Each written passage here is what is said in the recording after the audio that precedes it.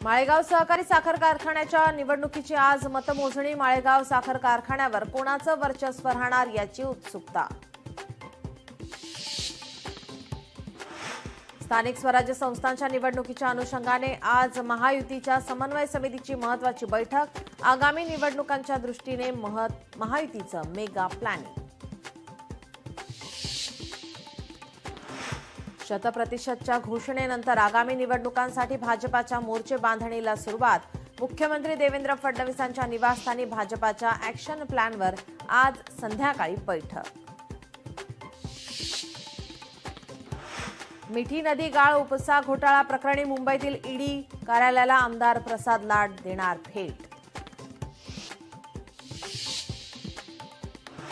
ठाकरेंच्या शिवसेनेचे माजी आमदार महादेव बाबर दादांच्या राष्ट्रवादीला देणार साथ। आज होणार अजित पवार यांच्या उपस्थितीत बाबर यांचा पक्षप्रवेश। पुणे पोर्शे कार अपघात प्रकरण अल्पवयीन मुलाला सज्ञान ठरून खटला चालवला। विशेष सरकारी वकिलांची बाल न्याय मंडळात मागणी। 15 जुलैला होणार निर्णय। संतोष देशमुख हत्या प्रकरणाची 8वी सुनावणी आज।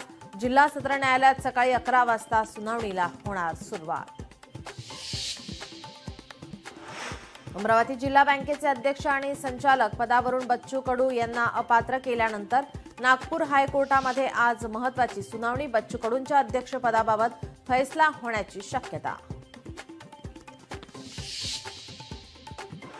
पुढील 2 ते 3 दिवसात कोकण आणि मध्य महाराष्ट्रातील घाट भागात काही ठिकाणी मुसळधार ते अतिमुसळधार पाऊस पडण्याची शक्यता। 24 जून पासून ते 28 जून पर्यंत 5 दिवस समुद्राला मोठी भरती येणार। हवामान खात्याची माहिती।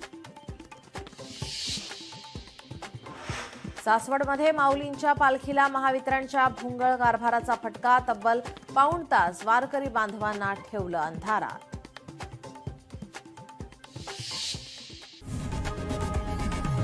लोकशाही मराठी ऐका, पहा, जागरूक रहा।